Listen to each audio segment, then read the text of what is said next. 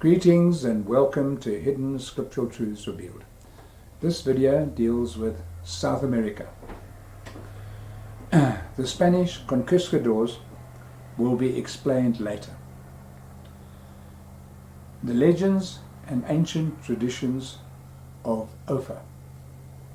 The name OPHIR plays a big part in South America, as it is linked to gold and the Inca Empire that was famous for the quality and quantity of the gold it produced.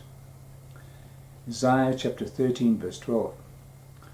I'll make a man more precious than fine gold, even a man than the golden wedge of OPHIR. The Hebrew word for wedge is lashon and refers to a tongue, bow or ingot. Joshua chapter 7 verses 21 to 24. OPHIR was rich in gold. 1 Kings chapter 9 verse 28.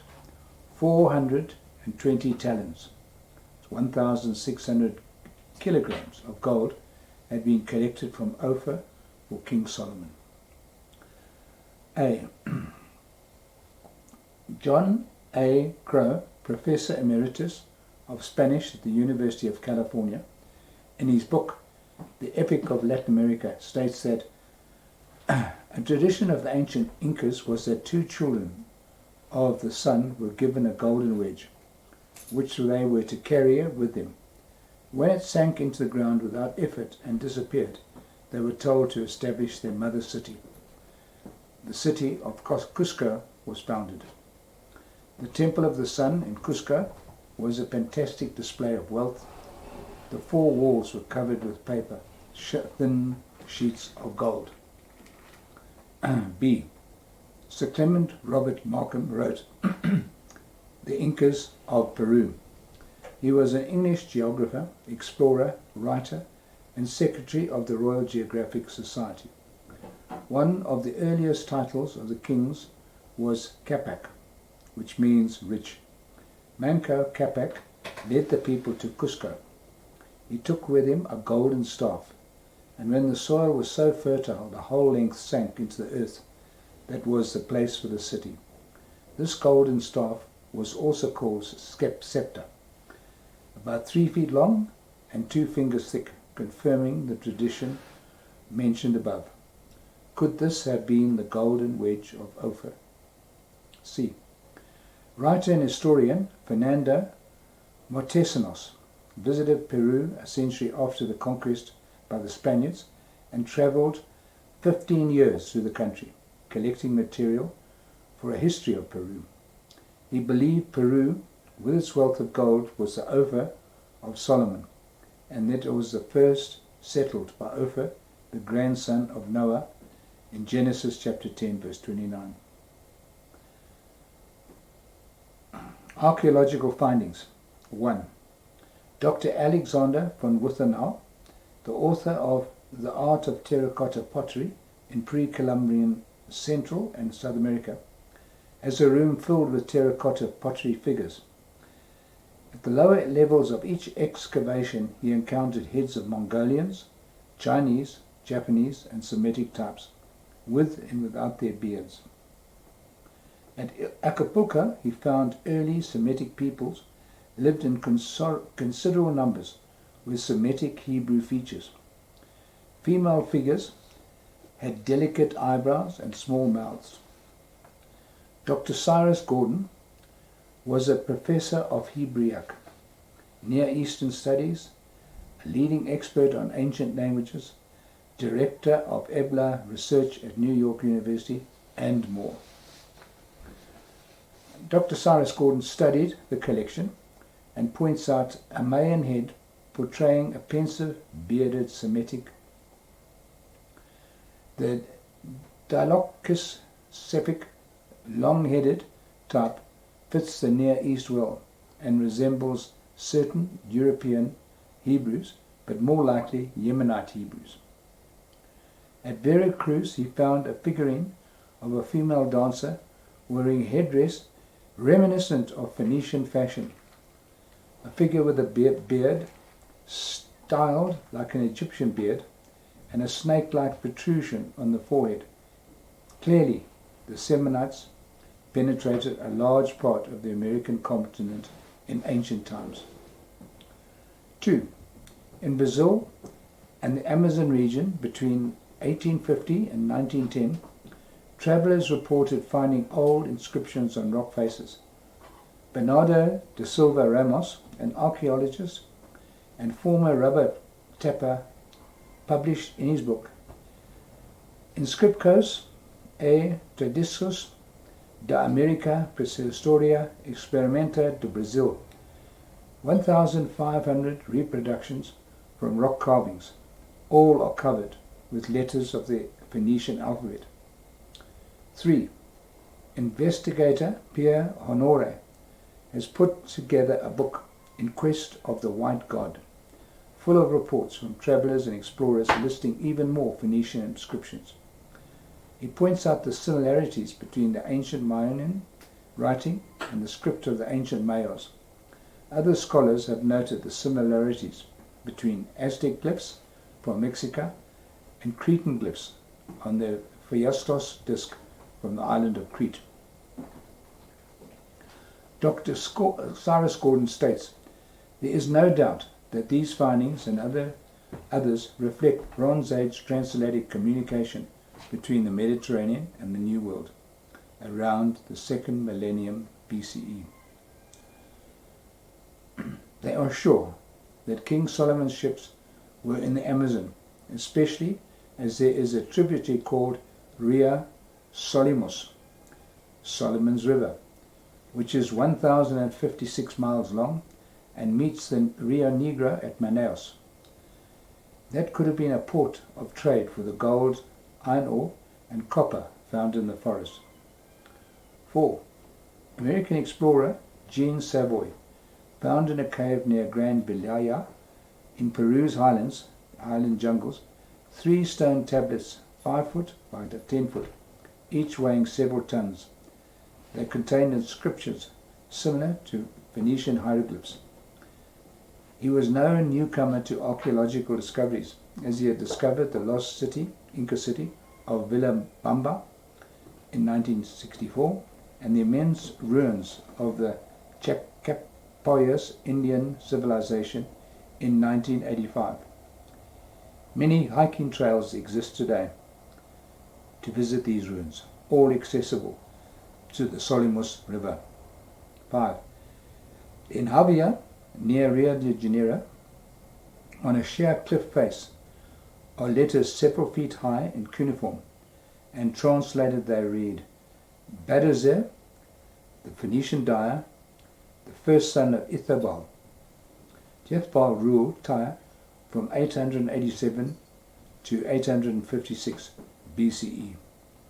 6. On the coast of Brazil, in 1822, at the state of Paraíba, a slave of Joachim da Costa found on his property a stone that had a lot of writing that no one understood. He got his son, who was a draftsman, to make a copy of it and sent it to the president of the Instituto Histórica. This came to the attention of Ladislao Neto, director of the Brazilian National Museum. He was convinced that it was authentic and made a crude translation. Contemporary scholars scoffed at it, and few scholars took it seriously. In 1966, Dr. Jules Picus, professor at the University of Massachusetts, came across a letter from Neto written in 1874, with the tracing of the original copy he had received from Costa's son. He brought it to the attention of Dr. Cyrus Gordon, who compared the Paraíba inscription with the latest work on Phoenician writings. He discovered that it contained nuances and quirks of Phoenician style that could not have been known to a 19th century forger. The writings had to be genuine.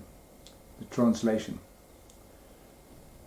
We are Sidonian Canaanites from the city of a merchant king, who were cast up on this distant island, a land of mountains. We sacrificed a youth to the celestial gods and goddesses in the 19th year of our mighty King Hiram, and embarked from Izam Geba into the Red Sea. We voyaged with 10 ships and were at sea together for 2 years round Africa. Then we were separated by the hand of Baal.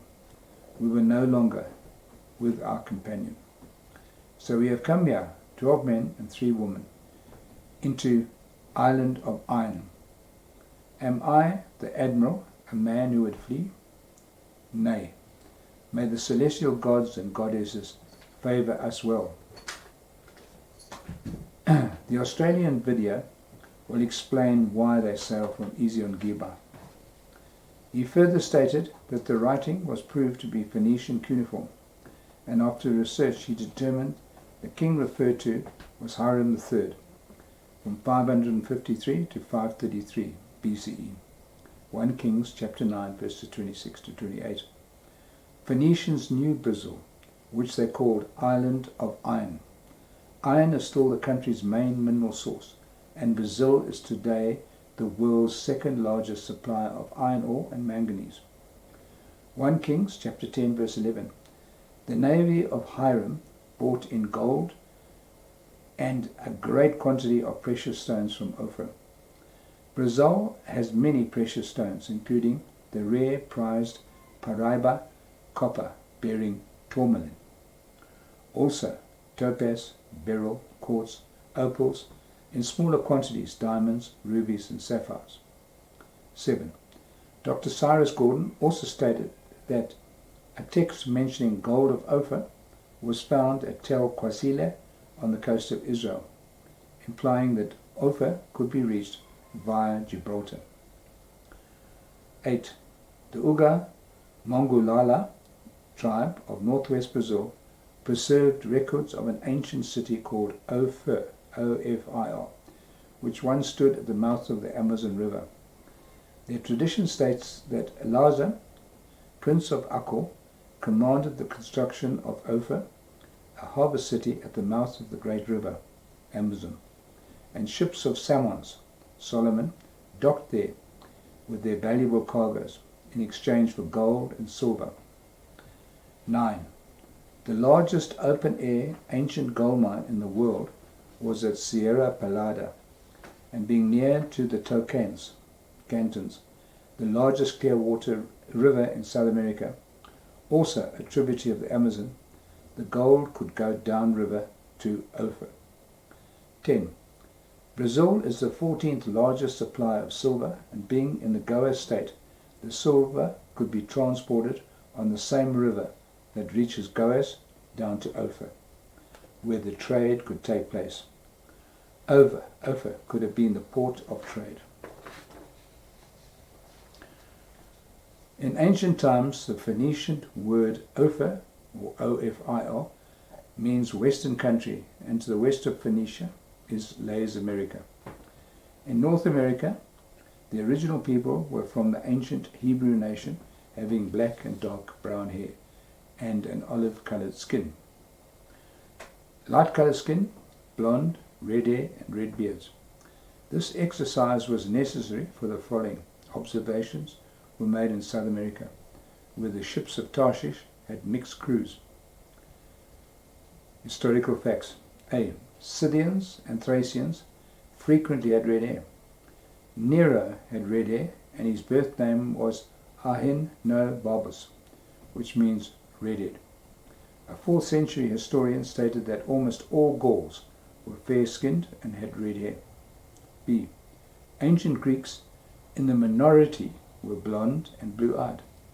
Homer wrote that Achilles, Apollo, Agamemnon, Menelaus and the Achaeans were blonde. It seems the famous warrior types were blonde. Apollo also had a beige skin colour and teal blue eyes. The original Celtic people had blonde hair and a light skin. C. Frederick Barbarossa, the Roman emperor, was famous for his red beard. Invariably, the Scythians and Thracians would also have had red beards. 11. Bernardo de Santos Ramos, already mentioned, states that the Mayans considered Quetzalcoatl as the bringer of their arts, laws, and depicts him as being usually blonde. 12. Charlton S. Kuhn, an American anthropologist, professor of anthropology at the University of Pennsylvania, and was president of the American Association of Physical Anthropologists, also reported that the conquistadors commented on Montezuma's light skin and really exposed himself to the bright sun. He also adds that George Catlin of the Smithsonian Art Museum depicts in his portrait some of the Mandan Indians as blonde. Another problem was the existence of white-skinned, red-bearded tribe discovered by builders of Brazil's Trans-Amazon Highway, who were called the Lower Açorianos, and whose language, Tupi, differs from traditional dialects in the region. Dr. Fell states that many discoveries were initially rejected due to Phoenician idiosyncrasies, but have now been authenticated by other finds. One by one, competent scholars who hold responsible positions in universities and museums are coming forward and confirming and confirmations of the decipherments. These are rare gems that stand for truth. Prior to 1000 BCE, Phoenicians trading was developed. Christopher Columbus, 1401 to 1506, was a late starter. 1. First to discover South America were the Phoenicians. 2. North America by the Hebrews, followed by the Vikings in the 10th century. 3. The Chinese visited both Americas in 1411. 4. Columbus comes in last as the so-called discoverer of America. This false history that we have been fed persists even today. The historians are not red-faced or embarrassed, as these finds are hidden from sight, and if too large, the location is suppressed and finally denied as being a forgery. The ancient Phoenicians just traded peacefully with the indigenous peoples of South America, as the Chinese did in 1411. When the Spanish arrived, the indigenous people wanted to welcome them with gifts, thinking they were the same type of people as those that had visited them before. However, history proves that these Spanish conquistadors replied with guns and cannons. They came to subdue, conquer, and destroy under the banner of their Babylonian religion. During the conquest, 8 million indigenous people were massacred. Their cities and manuscripts were destroyed. The Jesuits destroyed their beliefs and traditions, so their Babylonian influence remains to this day, with massive cathedrals plastered all over the country. It is obvious that these religious morons do not take what the Bible states seriously, but they adhere to their catechism that today has influenced most Protestant denominations as prophesied. The true Messiah preached in the fields and at the shore from a small fishing boat. And concerning prayer, he said in Matthew chapter 6 verse 6, "But when you pray, go into your room, close the door, and pray to your Father, who is unseen. Then your Father, who sees what is done in secret, will reward you." He did not say, wait until you go into a church or cathedral, festooned with graven images, to pray. Acts chapter 7 verse 48 states, "However, the Almighty does not live in houses made by men." Then consider these scriptures for the Constantine Babylonian invented Trinity. Matthew chapter 3 verse 17. "And a voice from heaven said, 'This is my Son, whom I love. With him I am well pleased.' John chapter 14:28. "If you love me, you would be glad that I'm going to the Father, for the Father is greater than I." John chapter 14 verse 31. "But the world must know that I love the Father, and I do exactly what my Father has commanded me." According to the Trinity doctrine, can you imagine the Heavenly Father saying, "I love myself"? Shalom till next time.